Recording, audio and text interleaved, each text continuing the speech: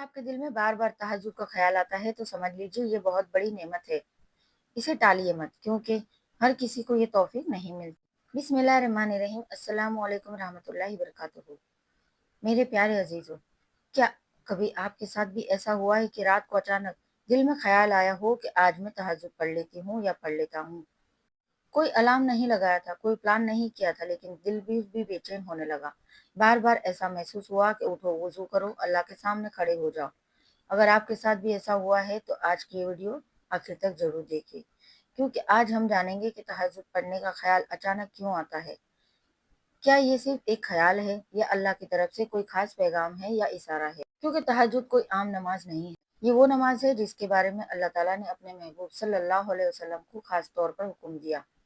رات کا وہ وقت جب پوری دنیا سو رہی ہوتی ہے اور کچھ خاص بندے اپنے رب کے سامنے کھڑے ہوتے ہیں، اور اللہ ان کے آنسوؤں کو دیکھ رہا ہوتا ہے، ان کی دعاؤں کو سن رہا ہوتا ہے، ان کے ٹوٹے ہوئے دلوں کو جوڑ رہا ہوتا ہے۔ لیکن سوال یہ ہے کہ آخر کچھ لوگوں کے دل میں اچانک تہجد کا خیال کیوں آتا ہے؟ پہلا راز، اللہ آپ کو اپنے قریب بلا رہا ہے۔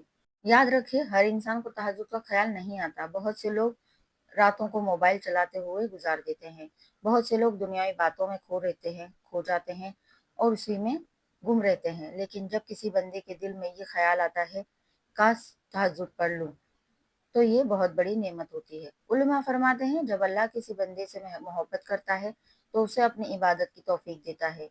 یعنی اگر آپ کے دل میں تہجد کا خیال آیا ہے تو یہ اس بات کی نشانی ہو سکتی ہے کہ اللہ آپ کو اپنے قریب بلانا چاہتا ہے۔ دوسرا راز ہے، آپ کی دعائیں قبول ہونے والی ہو سکتی ہے۔ کئی بار انسان کسی پریشانی میں ہوتا ہے، رزق کی تنگی، بیماری، گھر کی پریشانی، اولاد کا مسئلہ، شادی کا مسئلہ، اور اچانک اسے تہجد کی طرف جھکاؤ محسوس ہونے لگتا ہے۔ یہ کوئی معمولی بات نہیں ہے، کیونکہ حدیث میں آتا ہے کہ رات کے آخری حصے میں اللہ تعالیٰ آسمان و دنیا پر اپنی شان کے مطابق تجلی فرما رہا ہے اور فرماتا ہے کوئی مجھ سے مانگنے والا، ہے کوئی مانگنے والا کہ میں اسے عطا کر دوں، ہے کوئی مجھ سے دعا مانگنے والا کہ میں اس کی دعائیں قبول کر لوں، اس کی تمام حاجتیں پوری کر دوں۔ سوچئے، جس وقت خدا خود پکار رہا ہو، اسی وقت آپ کے دل میں تہجد کا خیال آنا یہ چھوٹی بات ہے؟ ہرگز نہیں، یہ کوئی چھوٹی بات نہیں ہے، یہ بہت بڑی نعمت ہے۔ تیسرا راز ہے، اللہ آپ کو گناہوں سے بچانا چاہتا ہے۔ کئی لوگ کہتے ہیں، میں بہت گنہگار ہوں، میں بہت گناہ کرتا ہوں، دل کو سکون نہیں ملتا، ہر وقت بے چینی رہتی ہے، اور پھر اچانک ان کے دل میں تہجد کا خیال آنے لگتا ہے۔ یہ اللہ کی رحمت کا دروازہ کھلنے کی نشانی ہو سکتی ہے، کیونکہ تہجد انسان کے دل کو صاف کرتی ہے، گناہوں کو کم کرتی ہے اور انسان کو اللہ سے جوڑ دیتی ہے۔ ایک سچی بات، دنیا کی کوئی بھی چیز انسان کو ہمیشہ خوش نہیں رکھ سکتی۔ بڑا گھر، مہنگی گاڑی، بینک بیلنس، شہرت، ان سب کی خوشی کچھ سمے بعد ختم ہو جاتی ہے، لیکن جو سکون تہجد کی 2 رکعت نفل میں ملتا ہے وہ کروڑوں روپیوں میں بھی نہیں ملتا۔ کئی لوگ کہتے ہیں، ہمارے پاس سب کچھ ہے پھر بھی دل بے چین، اور کچھ لوگ ایسے ہیں جن کے پاس زیادہ کچھ نہیں لیکن ان کا دل بہت سکون بھرا ہوا ہے، کیونکہ ان کا رشتہ اللہ سے جڑا ہوا ہے۔ خوش رہنے کا اصلی نسخہ، 2 چیزیں اپنی زندگی میں ضرور شامل کر لیجئے۔ پہلی چیز، اللہ کا شکر، جو ملا ہے اس کا شکر ادا کریں، اور جو نہیں ملا اس کے پیچھے روتے مت رہیے، شکایتیں مت کیجیے۔ دوسری چیز ہے، اللہ کے فیصلوں کو قبول کرنا سیکھیے، کیونکہ ہر چیز ہماری مرضی سے نہیں ہوتی، لیکن جو اللہ کرتا ہے اس میں ہماری بھلائی ہوتی ہے، ہماری بہتری ہوتی ہے۔ جب انسان شکر اور صبر کرنا سیکھ لیتا ہے تب دل میں سکون پیدا ہوتا ہے۔ اللہ تعالیٰ قرآن میں فرماتا ہے، جو چیز تمہارے ہاتھ سے نکل جائے اس پر زیادہ غم مت کرو، اور جو چیز مل جائے اس پر گھمنڈ مت کرو، اور ضرورت سے زیادہ خوشی مت پڑو، کیونکہ یہ دنیا ہمیشہ رہنے والی نہیں ہے۔ آج جو ہمارے پاس ہے کل نہیں رہے گا، اور جو چلا گیا وہ ہمارے رونے سے واپس نہیں آئے گا۔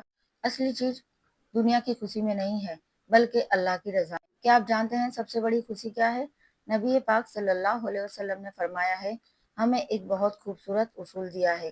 آپ صلی اللہ علیہ وسلم فرماتے ہیں، جب تم سے کوئی نیکی ہو جائے تو خوش ہو جاؤ، اور جب تم سے کوئی گناہ ہو جائے تو دکھی ہو جاؤ۔ یعنی اصلی خوشی نیکی میں ہے، قرآن پڑھنے میں ہے، نماز میں ہے، تہجد میں ہے، کسی غریب کی مدد کرنے میں ہے، اپنے والدین کی خدمت میں ہے، اللہ کا ذکر کرنے میں ہے۔